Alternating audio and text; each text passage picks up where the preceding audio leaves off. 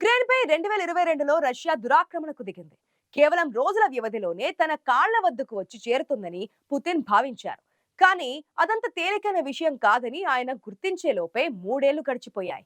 దేశాభివృద్ధి కుంటిపడుతున్నా ఆ యుద్ధం ఇంకా కొనసాగుతూనే ఉంది.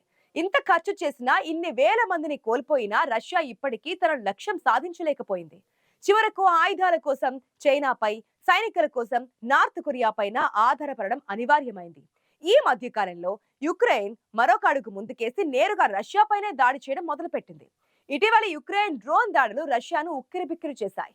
అయితే ఇన్నాళ్లు బింకంగా యుద్ధం చేస్తున్న రష్యా యుద్ధం నిలిపివేయడాన్ని ఓడిపోయినట్లుగా భావిస్తోంది. అందుకే వెనుకడుగు వేయడం లేదు. ఎన్ని ఆంక్షలు విధించినా తట్టుకొని 2022 ఫిబ్రవరి తర్వాత ఎన్నడూ లేనంత బలీయంగా రూపొందింది. యుద్ధంలో ఎవరూ గెలవడం అంటూ ఉండదు. యుద్ధం మొదలు పెట్టడం వరకే ఉంటుంది. అది ముగియడం అన్నది ఎవరి చేతుల్లో ఉండదు. అంతర్జాతీయంగా రష్యాను ఏకాకి చేయాలనుకున్న యుక్రెయిన్ పథకం కూడా నీరుగారిపోయింది. ఈ పథక రచనలో ప్రధాన సూత్రధారి అయిన అమెరికా కూడా రష్యా విషయంలో భంగపడింది.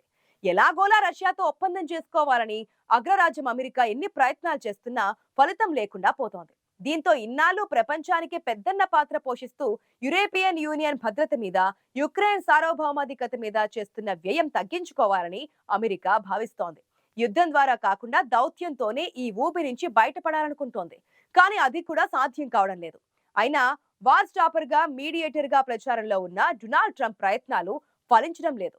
రష్యా అధ్యక్షుడు పుతిన్ డొనాల్డ్ ట్రంప్ తో స్నేహపూర్వకంగానే వ్యవహరిస్తున్న యుక్రెయిన్ తో యుద్ధం విషయంలో మాత్రం ససేమిరా అంటున్నారు. నిజానికి పుతిన్ లో వచ్చిన రగ్గెడ్నెస్ ఆయన గడిచిన 3 ఏళ్లలో ఎదుర్కొన్న అనుభవాల వల్లే రూపుదిద్దుకున్నాయి. దుస్సాహసం ఫలిస్తోంది అన్న సూక్తిని పుతిన్ తన అనుభవాల నుంచి నేర్చుకున్నారు. ఒక దేశం మీద దండెత్తి ఇప్పటిదాకా అనేక కష్ట నష్టాలను ఎదుర్కొని నెగ్గుకొచ్చారు.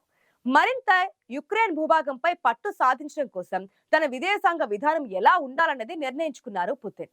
అందుకే తాను నమ్మిన సిద్ధాంతం మేరకు స్వతంత్ర నిర్ణయాలతోనే ముందుకు పోతున్నారు. ఎవరినీ ఖాతరు చేయని పుతిన్ మనస్తత్వం రష్యా యుక్రెయిన్ యుద్ధాన్ని అనంతగా సాగిస్తూ ఇప్పట్లో ఆగేలా కనిపించడం లేదు. అలాగే ఇజ్రాయెల్ విషయంలోనూ అదే జరిగింది. ప్రశాంతంగా ఎవరి జోలికి వెళ్లకుండా, తన జోలికి వస్తే వదిలిపెట్టకుండా కొనసాగుతున్న ఇజ్రాయెల్ దేశాన్ని హమాస్ ఉగ్రవాదులు రెచ్చగొట్టారు. ఇలా ప్రతి విషయంలోనూ తనను డిస్టర్బ్ చేస్తున్న సరిహద్దు దేశాల ధోరణిని సహిస్తూ వచ్చిన ఇజ్రాయెల్ ఆ దేశాల పరిమాణంలో చూస్తే ఎంతో చిన్నదనే చెప్పాలి. కానీ టెక్నాలజీల పరంగా మాత్రం ప్రపంచ దేశాలతోనే పోటీ పడేలా ఎదిగింది. దాంతో ఒక సందర్భంలో జరుగుతున్న మ్యూజిక్ కార్యక్రమంపై హమాస్ ఉగ్రవాదులు గద్దల్లా వచ్చి వాలారు. విచ్చలవిడిగా కాల్పులు జరిపి వందలాది మందిని కాల్చి చంపారు. వందలాది మంది మహిళలు, పురుషులను కిడ్నాప్లు చేశారు. దాంతో ఇజ్రాయెల్ ఆగ్రహానికి పట్టపగ్గాలు లేకుండా పోయాయి. ఆ సమయంలో అధికారంలో ఉన్న బెంజమిన్ నెతన్యాహు విజయము, వీర స్వర్గము అన్న లెవెల్లో ఎదురుదాడికి దిగారు.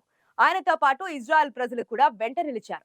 మొదట గాజా మీద ఇజ్రాయెల్ దురాక్రమణకు దిగింది. నాడు హమాస్ టెర్రరిజం వల్లనే నేడు గాజా సంక్షోభానికి పురుగొల్పింది అనడంలో ఎలాంటి సందేహమూ లేదు. అయితే ప్రత్యర్థులు నరరూప రాక్షసులు కావడంతో ఇజ్రాయెల్ మితిమీరి ప్రతిస్పందించింది. ఆ తీవ్రతను చూసి ప్రపంచ దేశాలు హడలిపోయాయి. ఇజ్రాయెల్ అంటే అదో జాతి నిర్మూలన శక్తి అన్నట్లుగా ప్రపంచ వ్యాప్తంగా ఒక తరం మనసులో శాశ్వతంగా ముద్రపడింది. ఈ దాడి ఆ దేశ వనరులను హరింపచేసింది.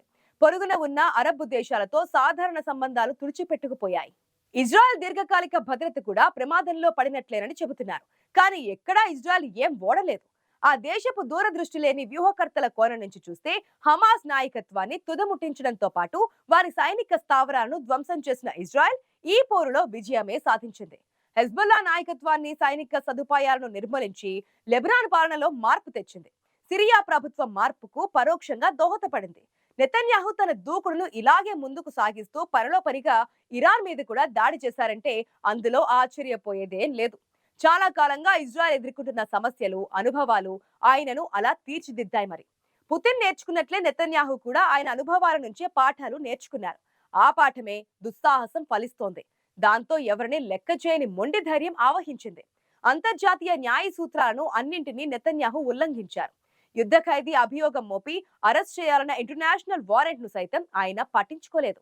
తమపై అణచివేతకు ప్రయత్నించిన పాలస్తీనా కలలను చిదిమి వేసిన అనుభవమే ఎందరో ఉగ్రవాదులను తుదముట్టించడానికి ఉపయోగపడింది. మామూలు యుద్ధం కాకుండా టెక్నాలజీలతో యుద్ధం చేసేలా ప్రేరేపించింది. మరో దేశంపై దండెత్తడానికి, ఆ దేశ అణుశక్తి కార్యక్రమాలను వమ్ము చేయడానికి ఉసిగొల్పింది. ప్రస్తుతం తాను ఎదుర్కొన్న అన్ని సమస్యలను ధీటుగా పరిష్కరించుకోగలిగిన పరిస్థితిలో ఉన్నారు నెతన్యాహు.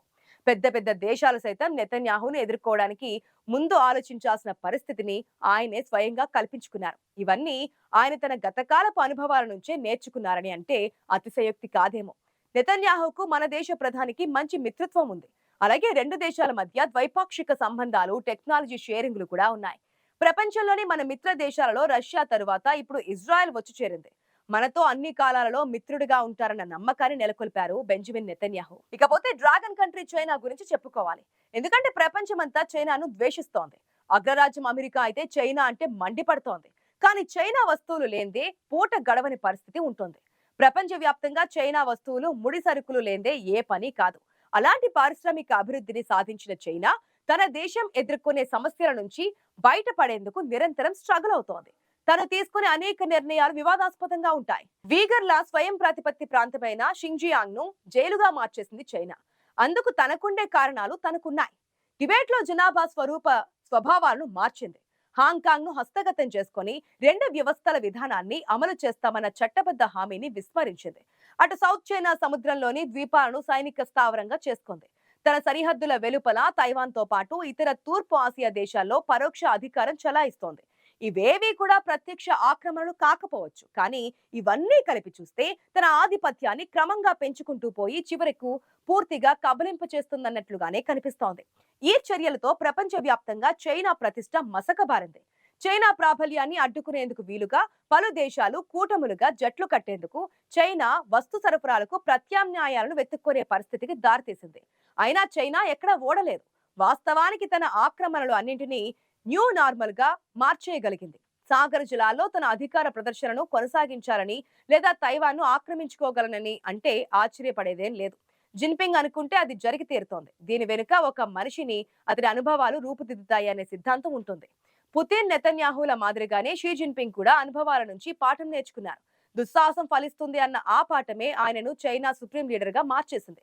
కమ్యూనిస్ట్ పార్టీ ఆఫ్ చైనాను హస్తగతం చేసుకున్నారు.